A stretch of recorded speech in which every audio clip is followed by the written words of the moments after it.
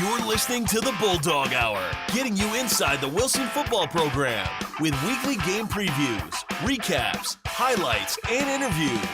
Now, here are your hosts, Joe Mays and Justin Raffoff.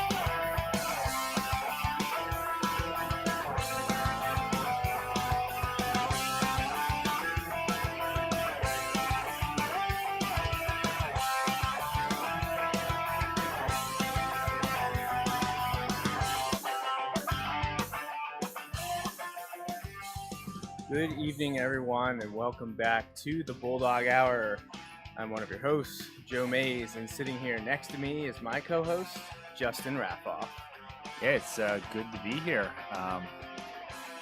We start getting to that point where unsure of how many more shows, will be part of this season. So we'll take everyone we can get, right? Yeah, absolutely. And any show that includes a preview at this point is like bonus football. Yeah, so we're in the bonus episode portion of the Bulldog Hour. Now we are not guaranteed more than one more of these, so we want to take advantage of it. We never want to, we don't want to promise anything that we can't keep. So right. We know we got tonight. We'll talk about the playoffs. We'll recap Township. And we know we'll do one more, and hopefully it's not our last. Not up to us.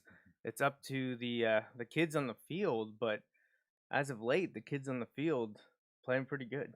Yeah, last month plus has been pretty good. So let's keep that rolling. Yeah, absolutely, absolutely. So before we do dive into discussing the win versus Manheim Township and your 2021 Lancaster-Lebanon League Section 1 champions. The speed at which you had that ready to roll out online was just impeccable.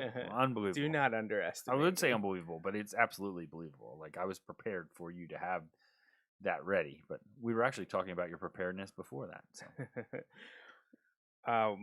We're under the Wilson football community, a little bit of a somber, depressing week as we lost a member of the Wilson football family suddenly and unexpectedly earlier this week.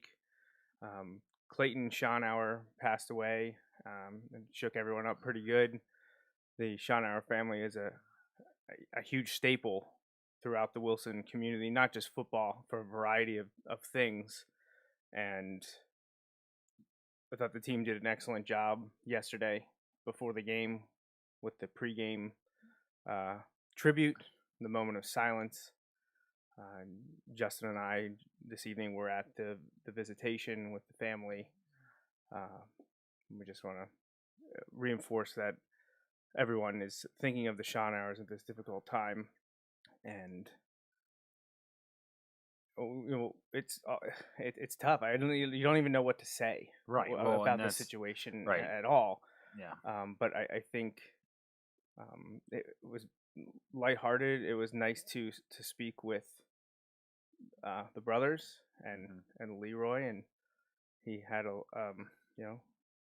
like I said, it was very, very lighthearted, and during it he mentioned that one of the things in preparations, something came up and wanted some mariachi music. Yeah. And I don't know the full context, but we said that we would play a little for him tonight, so I'm just gonna play that a little bit in here. We're gonna talk over top of it. We're not gonna let it drown us out, but we just thought it would be a fitting tribute, as it was mentioned, and so we said we would do whatever it took, whatever they wanted. Yeah, the Schonauers have done so much for the community and for Wilson, and the Wilson community for decades. Right.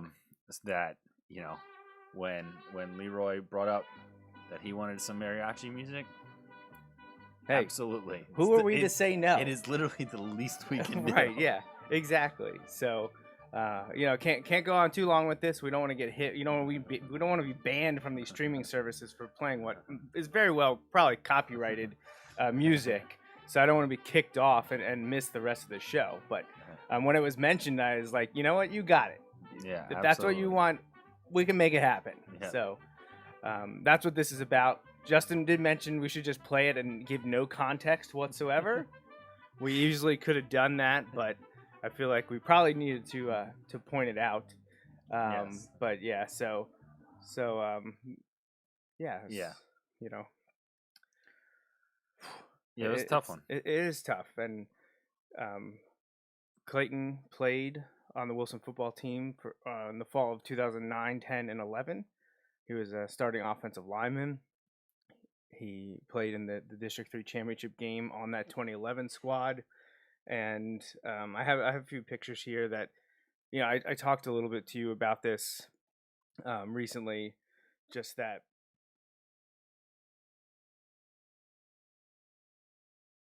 Sorry, I forgot to add the audio to that. So I'm going to add the audio to that so that you can still hear me when we're talking about it.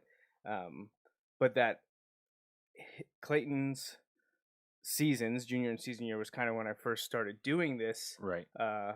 You know, social media aspects of Wilson football.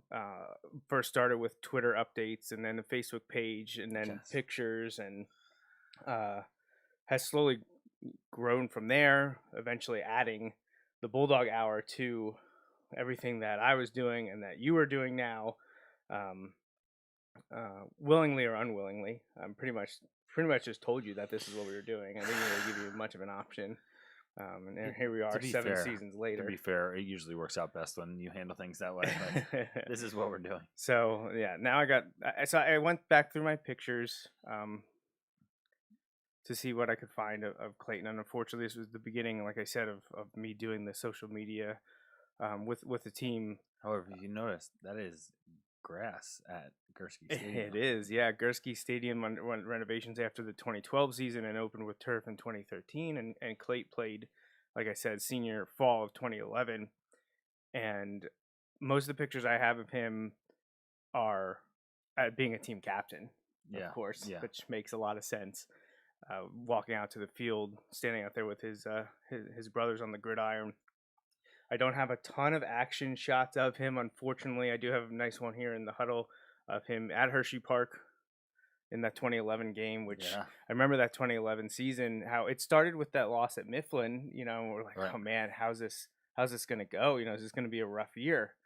And man, that was quite the team. And it's an interesting thing because I mentioned in the interview we'll get to with Coach Doms later, mentioned the 2011 team because they had to be road warriors to get to that district championship game. And that kind of applies here to this 2021 team, as we'll get to in a little bit. But that was an incredible squad. They kind of overachieved. Everyone thought they were a year early because they were littered with amazing juniors, that group that went on in 2012 to win the district title. That 2011 team was very underrated entering the season. And it kind of took hold at first because of that loss to Mifflin, but then they really exploded and won against Daniel Boone and Cumberland Valley on the road to go and play as the road team against Central Dauphin in that district championship game. You can see that picture on the right there of Clayton in the huddle. But this last picture here also was brought up over the last few days discussions.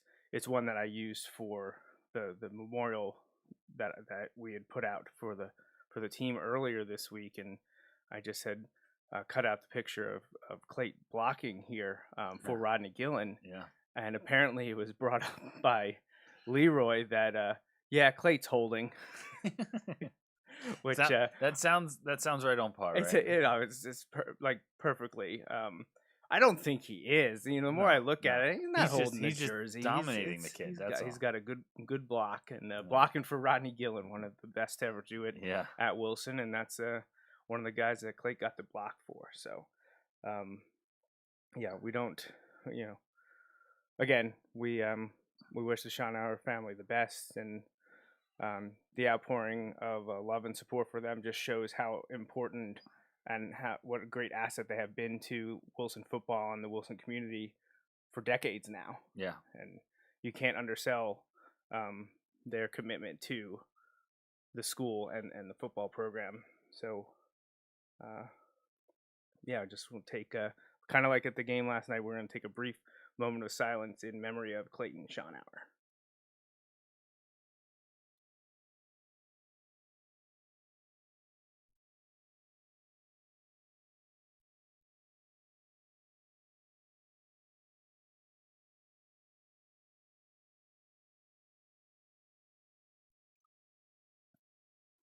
So it was a tough last night, getting back on the field, having to play the football game for many reasons. One of them, specifically the weather, was rough. It was rough yesterday. Yeah. Pouring rain. I think you would have seen a lot more games. Now, I'm not necessarily saying the Wilson game, but I think you would have seen a lot more games postponed if it wasn't the last week of the season. Right. By that, I mean like around the district and honestly around the state, because it was kind of all over the place last night. But I feel like you would have seen a lot more, especially the teams with grass fields. So maybe on some of the smaller schools and everything. But with the playoffs looming and no thunder or lightning, I understand the thunder's not dangerous, but the lightning, can't have the thunder without the lightning. That's right. We discussed that last week's show. Exactly. But yeah, I think, there was no way they not again just for Wilson here, like they were obviously going to play the game, and the way Wilson's been going lately, the kind of thought, well, we need to protect the ball, which is an issue for everybody in the pouring rain, not just wet. It was pouring and windy, and but like, all right, I think we're game to run it. Like run. You want to get into a battle of run games? I will take our shot because that's what we do best. Well, with the way things have been going the last few weeks, that has become Wilson's offensive identity. And I said to my dad leading up to it, when the forecast kept kind of getting worse and the bullseye was right on game, game time was supposed to be really bad from like 5 to 9. Good, great, grand, wonderful. But I said to him, I was like, honestly, that plays into our hand because Township wants to throw the ball. Their sophomore quarterback, Hayden Johnson, I believe, was leading Section 1 as a passer and one of the top guys throughout all of the sections in the LL League. They have dynamic wide receivers. Obviously, everyone knows Anthony Ivy after what he's done now for 4 years with the Blue Streaks, but they have a couple other guys, huge weapons, and they hadn't really found a groove on the ground. So you're thinking, well, the Wilson offense should be able to hit their bread and butter, but what will Township be able to do? Yeah, on the field before the game, though, I said to you, I was like, the rain, it makes it hard because it was raining hard at times. But I was like, the wind may affect the passing game more than the rain does. Yeah, I know the ball gets slippery, but the wind was wild. We saw during warm-ups them trying to chuck the ball, even just to here, we're done with this, take it off the sideline. They couldn't even complete. Right, the ball just was flying in floating or dropping. Yeah. You couldn't tell what was going on. So we expected a ground-heavy game, and, well, we definitely got it. It delivered in every sense of the word or the expectations. Wilson ended up with 333 yards on the ground, averaging 5.2. And you pointed this out immediately after getting the stat sheets yesterday. Yeah. 64 rushes from the Bulldogs. I mean, talk about, you said, Gursky-esque to win a league championship in that manner. 64 rushes for 333 yards. 20 first downs, 17 of them on the ground. The teams combined for 15 pass attempts, only completing 7. It was not a night to throw the ball. 2 of Wilson's biggest plays came in the air, though.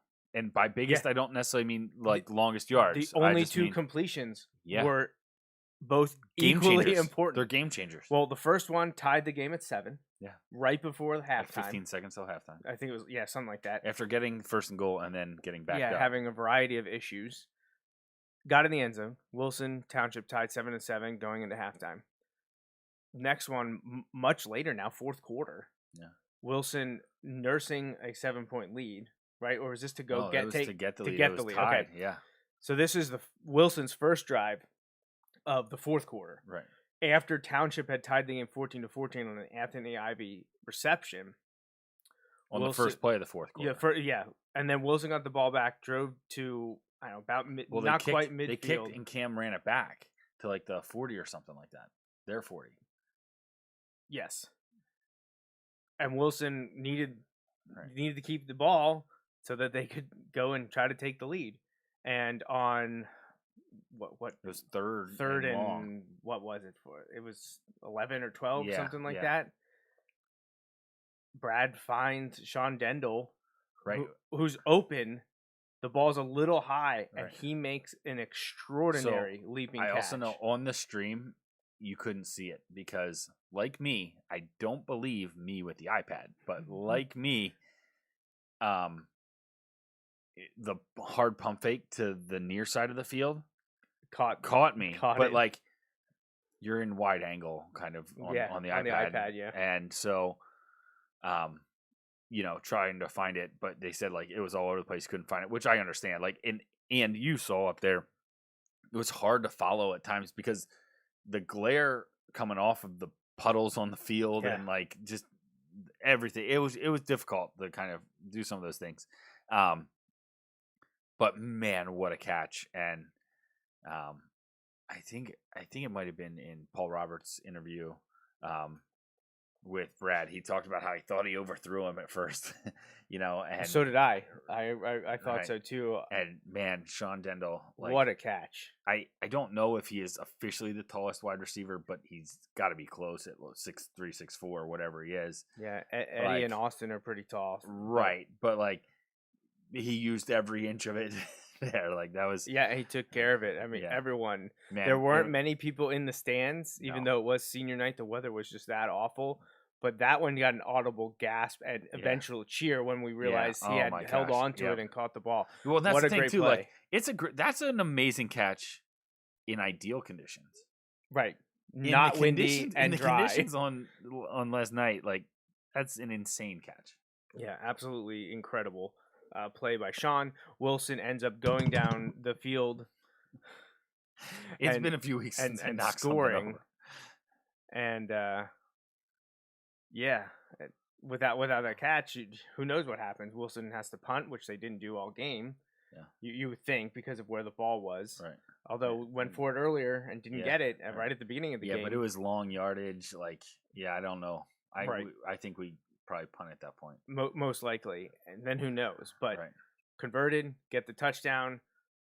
Defense forces a three and out with a huge sack by a multitude of guys, but I believe the first one there was Memo. I believe so. And got the key play from the defense when they needed it, forced the punt. Right. Wilson gets the ball deep in their own territory with 6 minutes left. And I said to you, I'm like, let's just run out the clock. And that's exactly what they did. Manheim Township had 4 plays in the fourth quarter. They scored on the very first play, the Ivy touchdown. Then they had the 3 and out between the 2 long Wilson touchdowns. The 2 long Wilson drives. Right. And I pointed out to you that it was a 5-minute drive, 5+ minute drive that ended 15 seconds before the end of the half in the first half. And then Wilson had the 6-minute drive to run out the clock. And I'll give us the benefit of the doubt. I think we would have scored a touchdown if we wanted to in that moment. And there's the Cam touchdown. Yeah, I'll take it. Yeah, I'll take it for sure. There's a few things as if you're watching us, you can watch the highlights going on. I'm just going to point out some of the statistics here. Obviously first downs, Wilson 20-8. That's a win. Yard rushing 333 to 137. That's huge. Passing pretty even. 71 for Township, 53 for Wilson, but we talked about the 2 completions Wilson had were huge. The one you just saw to Cam at the end of the first half. Total yards, Wilson 386 to Township 208. But here are 2 other huge ones, Justin. Yes. Time of possession. Yeah. 3150 for Wilson to 1610. That's crazy. For Manheim Township. Here's the play. Here's you play. saw me like kind of bite on the fake. But there he is. He's wide open. I thought he overthrew him and goes up with one hand, comes down with what? 2. You know what's crazy there is like sometimes guys will jump too soon in that situation. Like he was patient. He waited for it and got what he needed. What incredible vision by Jaden there. Yeah. That was up the middle and he bounces it outside. The patience he has. It's funny because again, I heard in one of the interviews, Doms was talking about Cam's patience on his returns, and we saw that on display. But you also like Jaden's patience, and he waits for his blockers, and yeah, it was a fun night. To quote Coach Doms, it's the weather. Yeah, it is what it is, but when you win, it's fun. Right.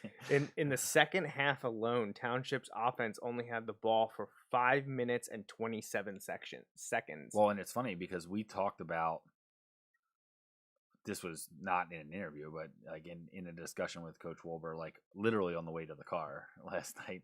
Like he talked about making halftime adjustments, and the adjustments they made worked. Yeah. Like I don't want to say we were getting gashed on the ground, but like Township was very effectively running the ball in the first half. Yes. And Wilson adjusted, and then they were not. I believe in the first half they had over 100 yards rushing. So. They finished the game with 137. Right. So I think when they got the ball, there was 27 yards in the second half. Is that what it was? 27? I think that's what he told us. 27 rushing yards. So 110 in the first half, 27 in the second. Time of possession has something to do with that, but their adjustment also had a huge deal because there were no big runs. The time in of the possession half. is also because we had the ball and they couldn't. Yeah. Right. So, great coaching. We see that pregame. We saw it with the halftime adjustments. Everything went Wilson's way in that regard. Finally, this week, call for less penalties than our opponent. We literally more yards. Yes, but less penalties. But we cut it in half from last week. Oh yeah, hey, that's an improvement. Hey, let's cut it in half for next week too. That would be great. I actually think we lost the turnover battle because of the interception. Okay, yeah, but each team lost 2 fumbles. I was thinking of that too. That was one of the things I wanted to talk about. So like, yeah, you hate to throw the interception, but it was 4th down and he's about to get tackled. Right. No, so it's one of those that I would rather if you weren't going to kick the field goal, you're not really losing points. Right. I'd rather you throw it than take the sack in that situation. Yeah. Like that one didn't yes, I wanted the touchdown, but that one I wasn't like, it was like, yeah, whatever. You're disappointed, but it's fine. So yeah, Wilson loses the turnover battle. Technically, yardage wise loses the penalty battle, but still wins the game. Right. But honestly, for the most part, I thought the team executed really well. Manheim Township had like a personal foul at like the 3-yard line. So instead of 15 yards, it's 1. Just a few, yeah. I honestly, by and large, I thought the team executed very well. First half, maybe some defensive issues with the running game, but we heard after the game from Coach Wolber of why that was happening, and then immediately what they did to change it, and that worked. Right. Like that's what you want to see from the coaching staff, and then the kids executing the changes. Yep. They did it exactly how they wanted it to be done. The other team statistic thing I wanted to point out, Justin, Wilson defense got Township off the field 0 for 6 on 3rd downs. Wow. You know what Wilson's offense was? I do not know. 6 of 13. Hey. So you're not at that 50% or higher, but you're immensely better than your opponent. So you're able to continue drives. Was one of those 3rd downs the one where we knelt the ball at the end? Probably. So like if that counts as one, then we might have hit the 50% mark. But yes, like that's a world of difference. It's a world of difference. Those little things add up when you're playing good teams. We mentioned it in some games. Let's face it, in the first 3 games of section play and league play, you can get away with a lot of that stuff. The last 2 weeks, it's going to be magnified. Your mistakes are magnified. And last week, there were still a lot of mistakes. We made enough plays to win. This week, there were still some mistakes. Not as many, but still some mistakes. But I feel like we played better this week. I don't know. It's hard to say, because it was just like a lineup and slugfest. Right. It was true. Yeah. Haven't seen one of those games, both sides really. When was the last time Manheim Township? I don't. Obviously, we don't know. When was the last time Manheim Township attempted only 10 passes in a game? Yeah. Or completed only 5.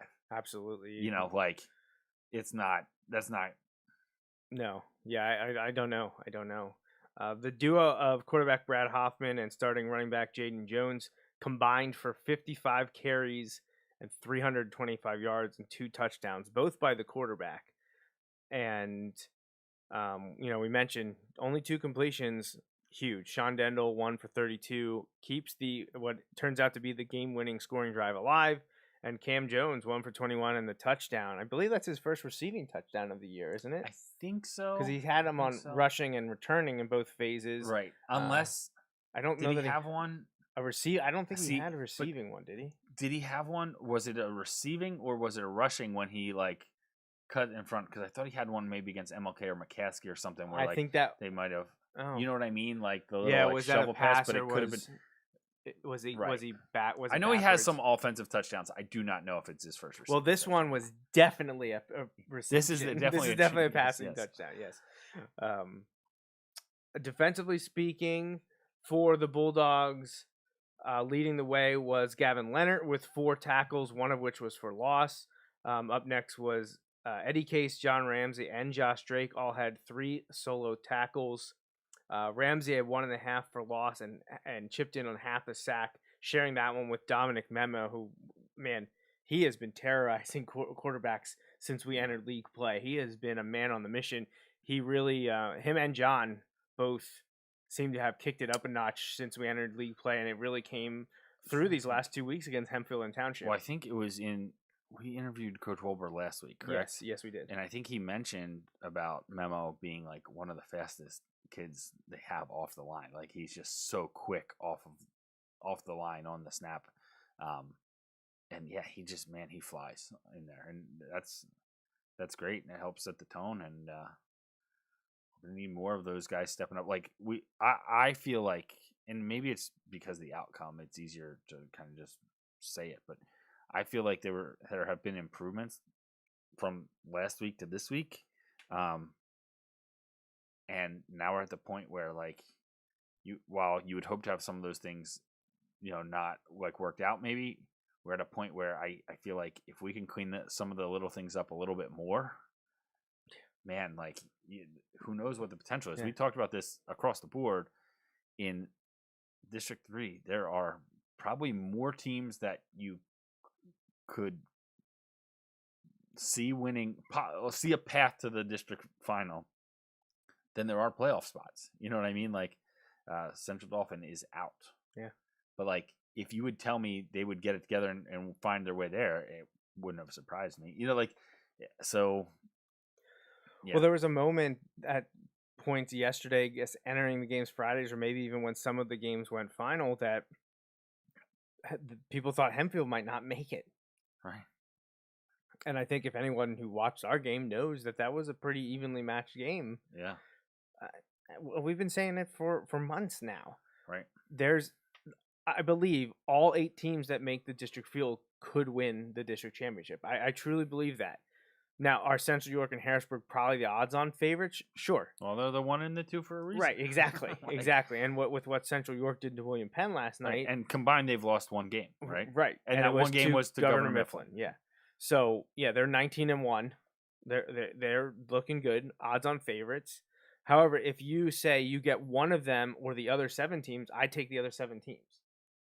If you say you have to take the 2 of them or the other 6 teams, I'll take the 2 of them. Okay. You know what I mean? That's what I'm saying. Yes, yeah. You get Central York or the field, or Harrisburg or the field. Yes. Or you get Central York and Harrisburg or the field. Yeah. It's a different question. If you only get one of them, I'm taking the other 7. Yeah. If you get 1 and 2, I'll take them just because, well, they're 19-1. Like they have proved that they're the best of 6A. Right. But they each have had their moments and their scares. Central York nearly lost to Exeter in week 1. Harrisburg nearly lost to State College last week. They also nearly lost to CD East a few weeks ago. They're not invincible. They're starting, I believe, is he a freshman at quarterback for Harrisburg? I think so. And CD East, I know they are because they beat Pine Richland in week 1. And everybody's like, they just went out and beat Pine Richland with a freshman quarterback. Pine Richland, I believe, finished 6-4 on the year, so a down year for them. Interesting year, I'm sure. Out there. CD East has postseason eligibility concerns with their star player because of the transfer rules. York William Penn is facing 2 ejections from their game against Central York. I've heard that they're not significant contributors to the team. I haven't been able to get a firm answer on that, but if those suspensions that come with ejections are upheld, because York William Penn did say they were going to appeal them, those 2 players will be ineligible to suit up for the first round playoff game. And obviously, there's a whole bunch of teams from Wilson down to the bottom that have lost 3 or 4 games. So all these teams have question marks. but all of them have also proved they belong there, including Wilson, who's on a 5-game winning streak. And what team out there, including Central York and Harrisburg, will be excited to see the Bulldogs on the other side? Right, exactly. And you look at it, I say, all right, so Central York and Harrisburg. Harrisburg lost much earlier in the season. Outside of that, though, I don't know CD East's, like, when their losses were. But I'm like, I don't know. Outside the top two, like, who has won 5 in a row coming in? You know, like, and like you said, I know there's just teams. Harrisburg and Central York. Right, Yeah. I know there's, like, you know, teams aren't going to be like, yes, we got Wilson. You know, and you alluded to it earlier. We're going on the road, right? So we're going on the road. Well, and yeah, well, we can finish. Well, I was gonna say we're starting to talk playoffs now, but Yeah. before we do that, let's finish up with Manheim Township, and then we'll do our sponsors, and then we'll move to power ratings and playoffs. So first off, we want to congratulate our player of the game. Not big numbers on the stat sheet, but a huge moment in the game. And we say it all the whole story. We say it all the time. This is our player of the game. This is what we decide, and it may not be what you would traditionally think of player of the game, leaning heavily on stats. We always kind of throw a wrench. Last week we did the entire offensive line, right? Which I think they were very deserving. They could have won it this week as well. I thought they played a very strong game. Yeah. And you rush for 333 yards, someone's doing something right. And obviously we could have gone with Brad, Jaden, or Cam as well. Cam return touchdown called back again for a block in the back. But we're going with the guy that, you know, we already talked about what an amazing play it was. So Sean Dendel, that one reception for 32 yards was stellar. It was amazing to watch, and it's amazing what it led to, because it gave eventually Wilson the lead that they never relinquished.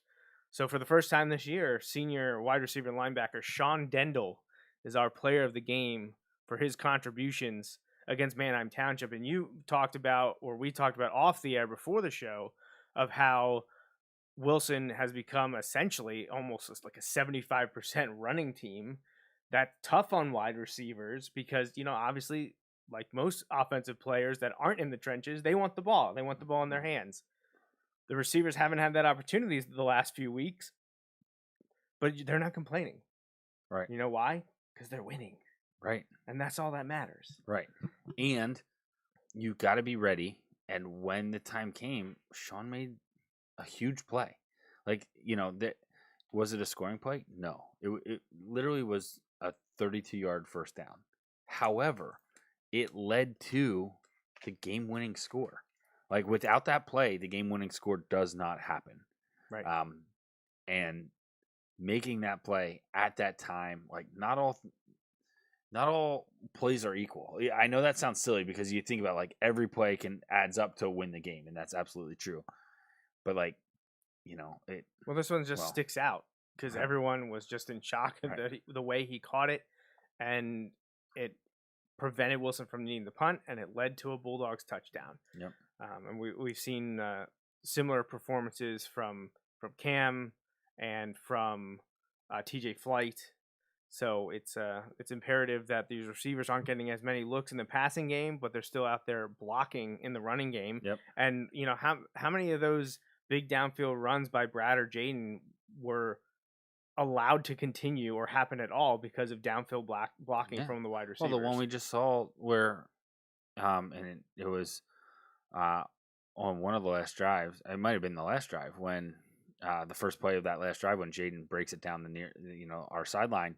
Well, there's a reason the sideline's open. You know, like it's because people are making their blocks downfield. Exactly. So we named them our players of the game last week after the win against Hempfield.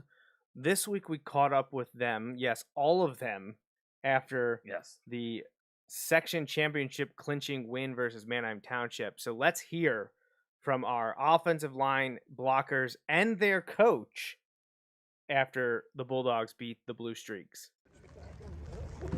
All right, we're here post-game this week with our players of the game from last week, the offensive line, and we're talking to them this week again because, well, they just helped put up 333 rushing yards and clinch an undefeated run through the Lancaster-Lebanon League Section 1.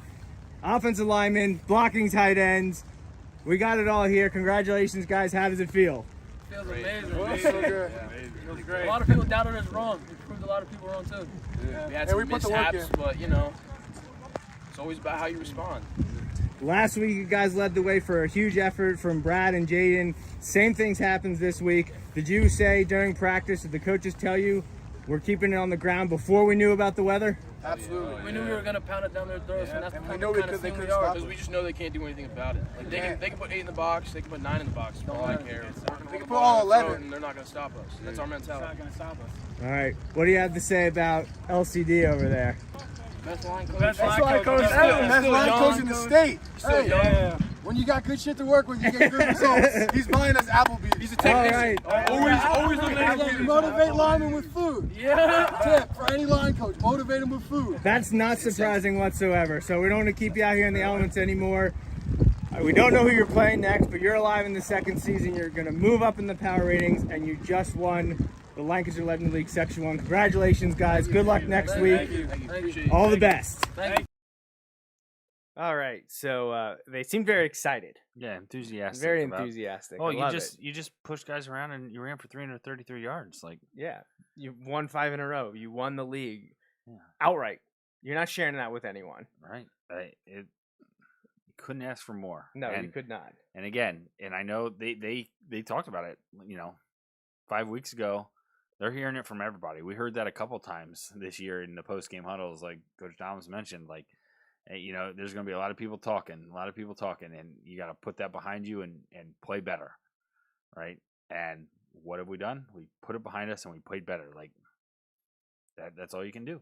Yeah, I mean, there were doubts entering Penn Manor coming off of that Manheim Central game.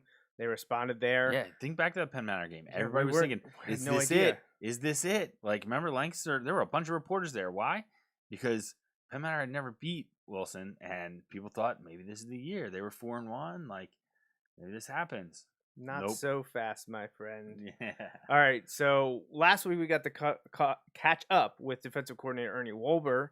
We hadn't talked to him for a while, and we haven't talked to head coach Doug Doms in a while either. So Justin and I tracked him down after he spent his time talking with Paul Roberts in the rain. He spent a few minutes talking to us in the rain.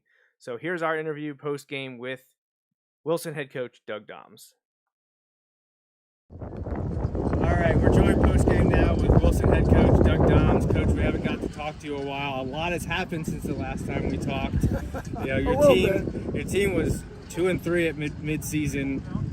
At any point, did you expect the team to buckle up like this and make an undefeated run through the section, 5-0, winning your back-to-back titles now? Well, we always felt we had the ability to have a good football team. We had a brutal non-league schedule, and then we had all those injuries. At one point we had 8 starters out. And then Jake was suspended for 2 games. And we were making mistake after mistake after mistake. So we just kept preaching. I said to the kids, hey, we're not going to do anything different. We're not going to coach any different. I mean, our system works. What we do works. It's worked for all 46 years I've been here. So we're just going to tighten the screws a little bit, tighten up a little hair, and let's go win a championship. I mean, when we were 2-3, I told the guys, hey, we're 0-0 in the league. Right?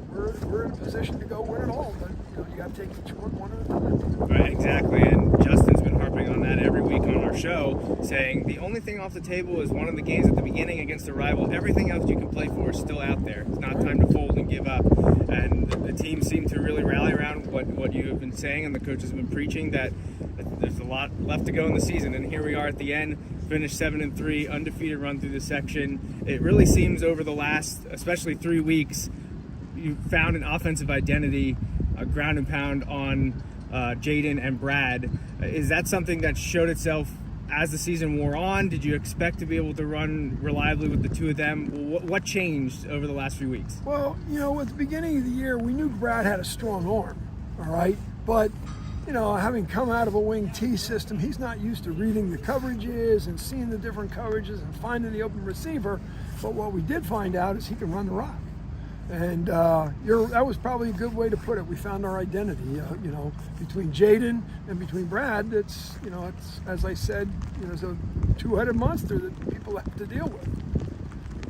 Did you have a lot to overcome this week with an emotional. How did you speak to the team about what happened this week?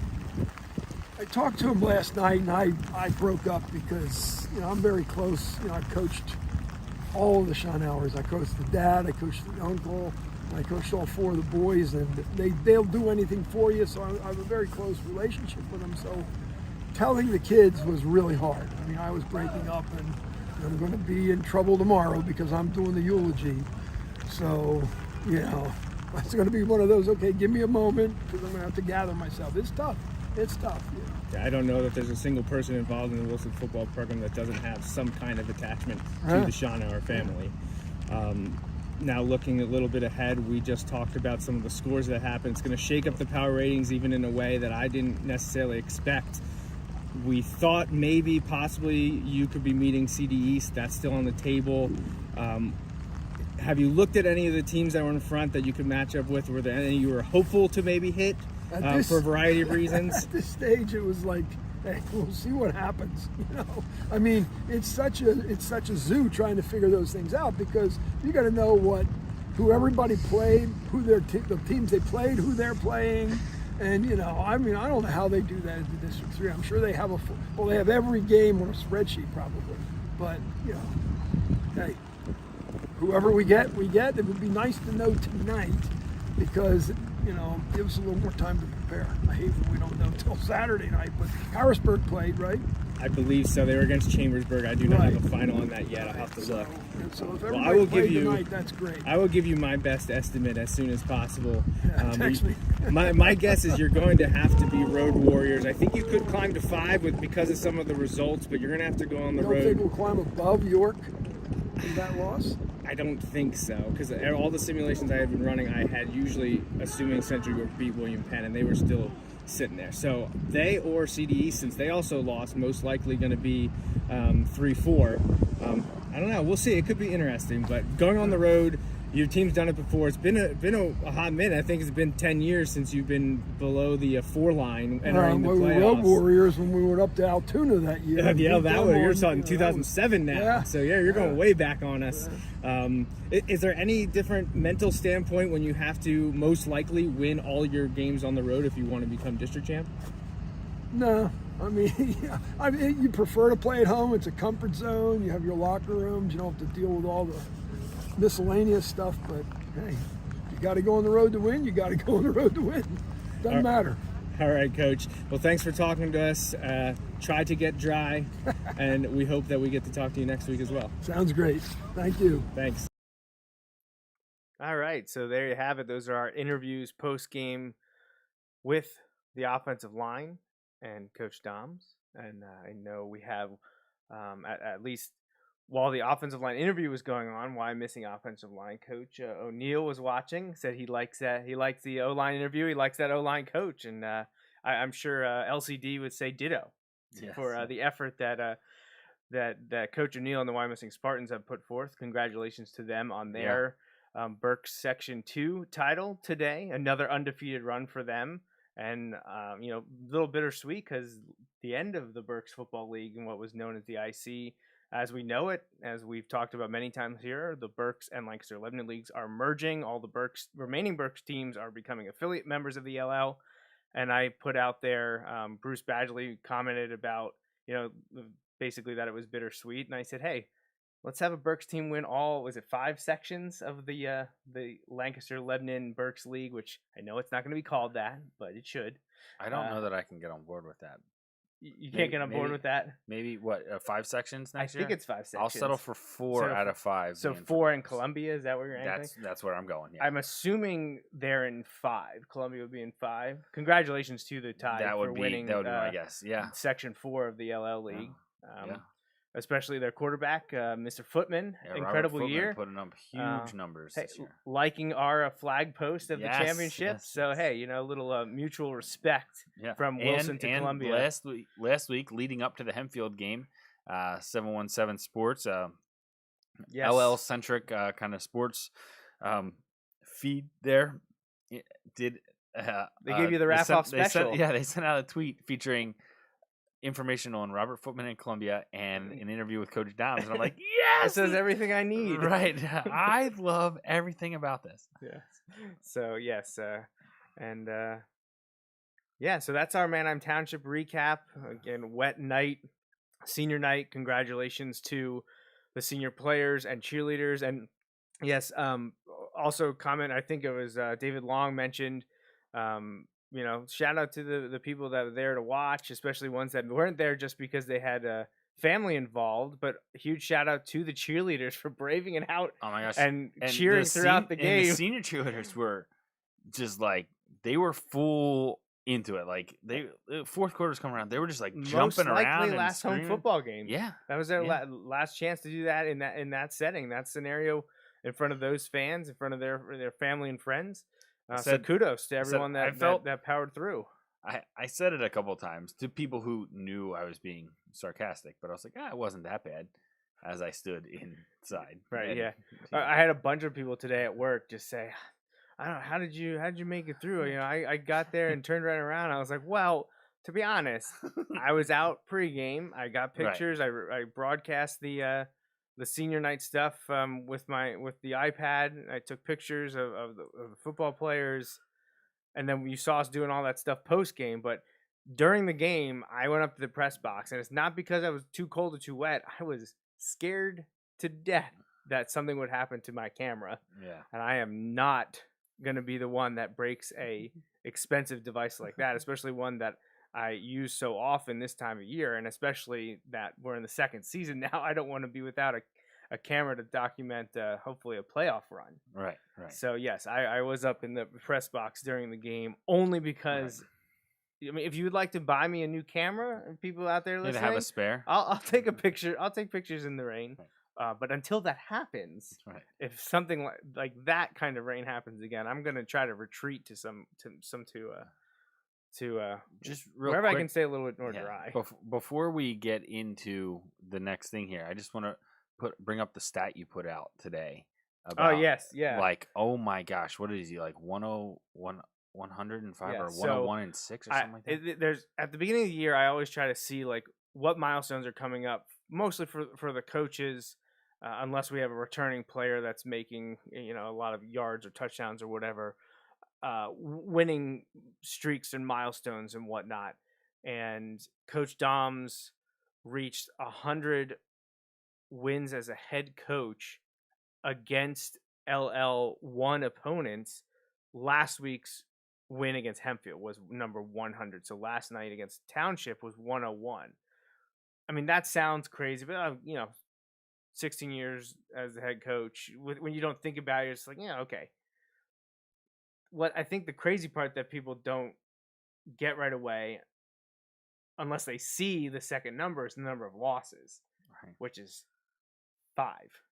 Yeah. He's 101 and 5 against LL1 teams. And that is just regular season. If you add playoffs in, I think he's 107 and 6. Because I believe the only LO team they lost to in the playoffs was Manheim Township in 2017, but they've also beaten Township 3 times in the playoffs. They've beaten Penn Manor twice in the playoffs, and they beat McCaskey once in the playoffs many years ago. But while Coach Doms was the head coach, so just absurd. Like that winning percentage, 101 out of 106, 5 total losses to LO1 opponents in 16 years. I mean, and you saw it. I commented on the thread what his records are against all the teams that have appeared in Section 1. And he's 16-0 versus Penn Manor, McCaskey, and Hempfield. 14-0 versus Cedar Crest because they dropped down to Section 2 for 2 years. 13-3 against Township, so 3 of the 5 losses are to the Blue Streaks, but we got the one last night, so that's the one that matters right now. 12-2 versus Warwick. One of those 2 losses was in 2007, the week before, or weeks before the loss to Manheim Township, that kickstarted the long winning streak against league opponents. And then the other Warwick loss was in 2018. 4-0 versus Reading, 4-0 versus Conestoga Valley, 2-0 versus Lebanon, Lancaster Catholic, and Effort. And all those those 5 teams I just mentioned there were only up in Section 1 for 2 to 4 years in the 16-year run of Coach Doms as head coach at Wilson so far. But just unbelievable. Like, I knew every time I update that record, I'm always like, this is crazy.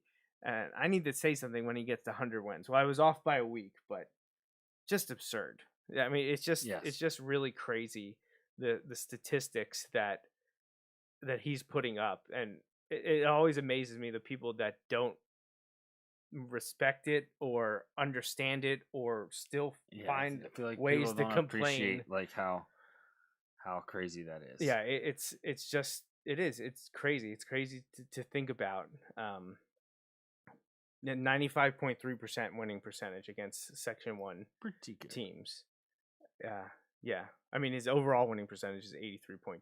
So I'm pretty sure every team in the state would probably take. I'm not sure there's too many that can best that. Right. Can't be more than a handful, if that. So that was fun. I enjoyed seeing that. He actually hit another milestone, I believe, a few weeks ago. It might have been at Cedar Crest. Was his 200th game as head coach. Wow. For Wilson, I believe that's what it was. So those are the ones that I saw at the beginning of the year, and of course I missed them both by a week or two remembering them. But I think next year we'll have some assistant coaches hitting some milestones and victories and games coached and whatnot, because many on the staff have been there for a while, and they have a lot to show for it, a lot of success. So, all right. Let's head into our district playoff preview. But first, I want to thank our sponsors, including my dad, Bill Mays and Mays Sandwich Shop, for helping set up and present the Bulldog Hour since the beginning, way back in July 2015. And we also want to thank our newest sponsor, now going on a month plus, with Mike Drago and MikeDragoSports.com. He was there braving the weather on after the game on Friday night as well. He was running around out there, getting his interviews, getting stuff posted. And once again, I believe is it the 5th time in 10 weeks that Something Wilson crazy. was the game of the week, the GoBigRecruiting.com game of the week via MikeDragoSports.com. And if you're into soccer, yes, they have a comprehensive burst scholastic soccer coverage with Jason Guarante. Wilson girls won today. Yeah, they Moving did. on. So congratulations to the ladies there. And one of the things that I saw, or this is just like a minor detail, but it's something I really like, is that like Mike puts out like the game recap, like a short summary, like right away. Yep. He's kind of writing as the game's going on. He has to in order to get it out that quick. But then, like, when it's updated, it's clearly like it's clear in the link, like in the title to the article. It's like updated with box score, updated and box score and stuff. So like like, oh, I'm gonna go back and read it now to like get. Did I already read that? Do I need to click on this link? Right. Like I like that it's clear. I know that happens with articles lots of places, but usually it's you have to look and it's like last updated. Right. Yeah. No, like it's clear. So like because he mentioned this when he was on the show. He's like, teams, like, people read when they win the big games. Oh, yeah. Like, and so when like, I'm contributing my clicks when they win, and when the teams I root for, specifically, like, the other teams, not so much Wilson, but specifically the other teams, like, I want nothing to do with that. Like, I haven't clicked on The Athletic as much the last couple weeks, but it's been a little bit rough in college and pro football. But the same thing is true. I get tagged in a variety of things running the Wilson social media accounts. If you wrote about Wilson, I'm gonna read it, and that's true about Mike. That's true about Paul. That's true about Jim. It's about Burks. Right. And I appreciate it. Like, I get a ton of right now football from Jim and Paul, but I get to read the other stuff through Spotlight. Which is wonderful. I think he was at 3 sports today, including girls water polo. I was going to say water polo, soccer, field hockey, volleyball. Which congratulations to the girls volleyball team, back-to-back Berks County champions. Right, and they won their district. They play Exeter on Tuesday for the 4th time this year, 3-0 against them so far. So hopefully they can win more time. I believe that would get them to the Final Four then. And it would qualify them for states. Oh, okay. So Yeah. huge game. Game. But thank you again to May Sandwich Shop, MikeDragosports.com, CNS Supply Company, Andy Herr, Marty Palm, and our 3 anonymous donors, one of which I've had a lot of conversations about over the last week in terms of power ratings and whatnot. It's always fun to discuss those things. And ways to help us, sponsorships, advertising, those in-kind donations, visiting the website, bulldoghour.com, and I constantly updating this season-by-season recaps, and I have the 2021 up to date with the flag that will be flying high at Gursky Stadium, hopefully the beginning of next year. And then one last way you can help us. Like and share. And that should do it for that. Our live show, as my normal slide, is back because we will be back next Sunday, our normal day of the week. Normal time also, 8:30, November 7th. We're back. We will recap Wilson's district playoff opener. Hopefully be previewing their next playoff game. Yeah, I'd love to have a preview and hopefully some interviews next week, too. And also then be putting up this slide next week to say when we'll be back again. That would be great. Yeah, absolutely. So we were at least 16 shows. Let's go for 17. Let's do that. And well, here we are, Justin. 2021 schedule. Everything that we knew before the season in terms of opponents, we're done with. We're moved on. We're halfway through that right side. We are at the D3-6A quarterfinals this Friday, November 5th. But where are the Bulldogs going to be playing? Well, last week I had a power rating slide that kind of outlined a few scenarios. Of course, none of it happened. I shouldn't say that. There was a bunch of stuff that happened that I didn't expect to happen. Carlisle beating CD East and Cumberland Valley beating Central Dauphin. You ran that scenario like last minute on the show. I did, yeah. And we knew, oh man, yeah, the Carlisle CD East one was a big one for us. But we also knew if we won, we knew we were in no matter what. We were in with a win, and I tweeted that last night after you texted me a few things like, hey, would we have? If we had lost, what else happened? Would we have made it? And the answer is no. If we had lost yesterday to Manheim Township, we would be sitting at that 9 spot, just out of the field. Listen, I know. I just said earlier that like you can't boil it down to one play, but how big is that Sean Dendel catch? Like you could say a ton of them, but I know we just kind of, we named him player of the game. We like to talk about turning points and the things that might not jump at you from the box score, right? But that play, that one reception for 32 yards, may have saved the possibility of the postseason. You never know. Like maybe they go for it on 4th down and get it. You never know. But that play leads to the score, which leads to the win, which we needed, or we would have missed the playoffs. Yeah. So what I have up right now is the power ratings that I had calculated before today's games, before any of the Saturday games. And you see of note for 6A, Gettysburg Twin Valley, which Gettysburg won, and Academy Park Chester, which I don't know a result for that. That's what needed to be input. I didn't think that they were going to change anything enough to alter the top 8 seeds. So you can see where we were after last night. Central York 1, Harrisburg 2, CD East 3 despite the loss, York William Penn at 4, Wilson at 5, Hempfield 6, Carlisle 7, Manheim Township 8, and look how close 6, 7, and 8 are before Saturday's games. Now, with the completions of Saturday's games, Hempfield has increased their lead on Carlisle 6-7, and Manheim Township sits there at 8 in front of Central Dauphin, who lost to Cumberland Valley, but neither of those teams make it. I believe they wanted to finalize the power ratings, if not tonight, sometime tomorrow, and technically the brackets won't be approved until Monday, but once they finalize the power ratings, you know who you're playing. I don't think these are going to change, so what you see on your screen and what I'm looking at now with the updates are it. And I'll give myself a pat on the back because a bunch of those numbers are exactly what I have here.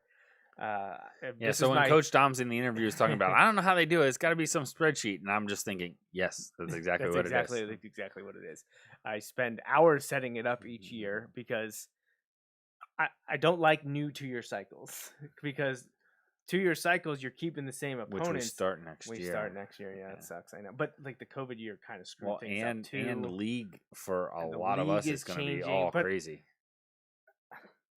Depending on who we play non-league, actually the merger may help Right. in the long run. Because but a yeah, lot there's more whole- similar opponents. Right. Yeah. We'll see if that's true or not. But that's one thing that'll come up on a future show. I guess that is the purpose of, not because it makes power rankings easier, but like a lot more common opponents is kind of the reason, Right. part of the reason behind the merger. So teams don't have to schedule 5 non-league games. Right. So on a future Bulldog Hour show, probably not now. I mean, maybe we'll have another one after. Well, I don't even want to say it. At some point, we will be talking about Wilson's 2022 schedule. Some of that is finalized. Some of it you're not going to like. I'll just put that out there right now. And we'll also have to talk about classifications. Now, obviously, Wilson's not dropping from 6A to 5A, but it's always interesting to see how many teams are in 6A because you want to know who you're going up against come playoff time. And like teams like Mifflin missed 6A by one male student last year or 2 years ago. Those numbers were already due to the PIAA. That I believe there was a 4-week period through mid-November up towards Thanksgiving. And it's not like anything crazy has happened with school enrollments in the last No, not 2 at years. all. Why would that have changed? So we should know around or just after Thanksgiving, no later than that first week of December, will the PIAA release the new classifications. I'd expect 6A to hover between 14 to 18 teams, maybe 16 to 18. Now, when they release them, do they have to? And again, this is not a Wilson issue. We're in 6A, but do they have anything with like? Is that with the like? That is with all the transfer stuff. Yes, that's what I was trying to get to. Yeah, so the ones that are released at the very end of November, early That's December already are the included. finalized Okay, ones. got it. The ones that are happening behind the scenes right now are teams that request to play up Right. and the transfer competition formula. And I Right. think then any hearings about Which- like should that be Right. counted Which against would they them have and to whatnot. wait for this season to wrap up to finalize that stuff? Yes, Because like state championships well, and but things like I think I don't know that it's just state playoff wins. okay, I don't know. I honestly I'm it's not sure. to say the least. I it's complicated. think in the past, like 2 years ago, it may have said in there, if so and so wins this game, they will change classifications. Okay. I don't know why they have such a hard deadline, but it does always come out the last week of November or the first week in December, and I will have that posted like I did 2 years ago because I find it interesting to see who's your competition for the next Right. 2 years. In the past, Red Lion's been up with us, and William Penn wasn't. William Penn was a 5A school Right. the last cycle. Harrisburg was a 5A school 2 cycles ago. Right. With Micah Parsons. Right. That changes.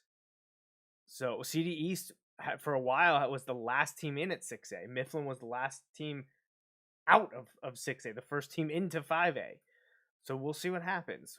What are the changes?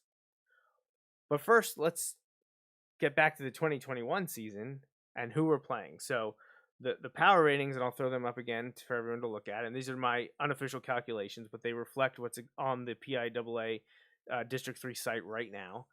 Wilson at 5, William Penn at 4. So Wilson is set to travel most likely to York to play William Penn. They just lost to Central York.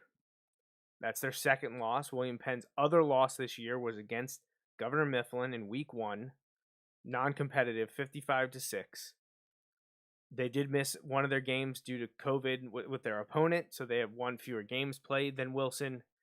They have an electric running back. I believe his name is Jaheim White. Yes. He took a carry for 80 yards and a touchdown against Central York in the first quarter last night. So he's definitely someone that the Bulldogs are going to have to key on. I don't know too much else about William Penn. They have a beautiful complex. So if you're going to the game, it's a cool place. The stadium itself is very cool. The turf is very nice. We have not played William Penn in a long time. I should say at York William Penn in a long time. I believe we've played them in the last 5 or 6 years. I believe. Yeah, I think we played them in the playoffs. Yeah, in the playoffs. Yeah, in the playoffs. but that's what it's looking like, that we will be traveling to William Penn. I've been told that they have been broadcasting their games, so that's a positive for anyone that's not traveling to York Friday night to watch the playoff game. If York decides not to do it, there is an entity out there that would like to do it, but they are searching for sponsors to allow them to do it, because they have equipment and personnel that have to be compensated to do so. Thankfully, it does not cost an arm and a leg anymore to broadcast these games. The district, at some point, I don't know if it's a response to COVID or what, but they have now made basically anything that isn't live television is not expensive, and school-based is free. So the things that I was raising money for years ago, $500 or whatever to broadcast from an iPad, that's gone, thankfully. So if in the end the school doesn't do it and the other entity, the private entity, doesn't do it, I can do it for free from my iPad. But I mean, I would rather someone else be doing it with commentate. I don't want to just stand there. I mean, that got us through because it's better than nothing, but it's not ideal. So I hope York William Penn or the private company will be able to do it. If you're interested in sponsoring the stream, I believe they have a title sponsorship available. Then they have a few other levels up for grabs. So if you're interested in that, you can contact me and I can get you in contact with them. But first, we got to find out if York William Penn is doing it. And this is all assuming they are our opponent. It's looking that way. Yeah, it looks that way. It doesn't look like it's going to switch. There aren't, especially with the Saturday games in there, it's not, I mean, it looks close when you look at some of the things, but it's not all that different. It's honestly, it's... Oh, so Academy Park beat Chester. Actually, that's a little surprising. I thought Chester was going to win that game. You know what's closer than I would have thought would be 1 and 2. Like Central York and Harrisburg is... Oh, it's 8-2. I was reading it as, it's still fairly close. But yeah. So we actually got hurt by Exeter not getting a forfeit win or getting to play Daniel Boone outright. Did Daniel Boone make it? We'll have to scroll up and look. Yeah. We also were hurt by Mifflin not playing 2 games, which you got to think they were going to win. Right. There's a very real chance that should Mifflin have played and won their 2 games and Exeter played and defeated Boone, that we could be hosting William Penn. We're 0.01 behind. I know that doesn't sound like a lot, but I think we could have overcome that if Mifflin's power rating was a little bit better, even though they're sitting at 1 in 5A. And the same thing with Exeter. So, COVID strikes again. Hopefully a year from now, we're not talking about anything like that. Exeter currently sits at 7. Yeah, and Boone is in. And Boone is in 12. It's 14 teams, yeah. So Exeter would get a home game then, right? Yeah, because they needed to stay at 8. They actually bumped up 1, it looks like. Okay. Because I thought they were at 8. Okay. I could be wrong. I could be wrong on that, but I guess then the conversation goes, well, could they be even higher? And if it is 14, it looks like Twin Valley's in. Yeah, even with their loss today. Yeah. They lost to Gettysburg. Yeah, and that looks like it's in because it has them at 6 and 4. Yeah. Fleetwood just missing. That's a rough run for Fleetwood. Because it is 15, right? Yeah, or 14, it's 14. I mean. No, it's 14. 4A, Berks Catholic sits at 4. Conrad Weiser at 7. I think, do they take... Is it Berks Catholic Cocalico? 4-5? Do they take 8? Well, that's what I was just going to top. If you does it say at the top? Oh, it did. Oh, yeah, it's right here, right here. Oh, yeah. 4A is 10. So top 2 get a bye. All right. So that's got McDevitt LS. That would be a heck of a game. Yeah, I saw McDevitt's quarterback just got his second Big Ten offer. Or so no, Berks Catholic will play Octorara, who I know it's a small. Well, it's 4A, but they're in. I think they're in Section 5. Yeah, Columbia played them. Columbia is one of their 2 losses. Well, not Section 5. Yeah, there's no Section 5. Sorry, Section 4. Yeah. And let's see. Why missing? Number 1 seed. Yeah. 3A is 8 teams. So why missing will open up against most likely Northern Lebanon. That Sorry, Northern Lebanon. And then another one of the ones close to my heart. Yeah, sorry. But that is not going to go well. And then Wyomissing beats Northern Lebanon, they would then play the winner of West Perry Middletown. So once again, getting to play Middletown. Yeah. I feel not like the this Middletown is of years past. No, not that. That's I feel like this is Wyomissing Boiling Springs. Like I feel like there's no other way. Oh, because Wyomissing already destroyed Hamburg and they sit at number 3. Right. Yeah. Boiling Springs loss. Who did they lose to? I know we're not talking Wilson football anymore. Oh, Mechanicsburg. Right. They lost 39-34 to Mechanicsburg. So the only one left that I think we need to talk about just for fun is 2A. Yeah. And they take 4. So it looks like Columbia will be playing Upper Dauphin. And they'll get them at home. Yeah, they'll get to host them, which is good because, like, that's a bit of a drive.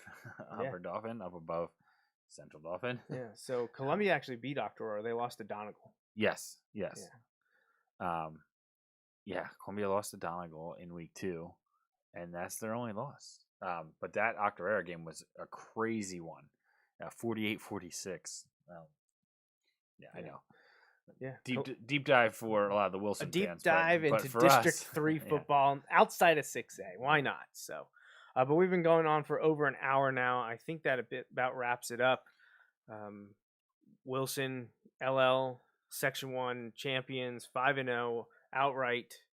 Congratulations to the team and staff for really rallying, for coming back and keep it going and winning when a lot of people doubted them.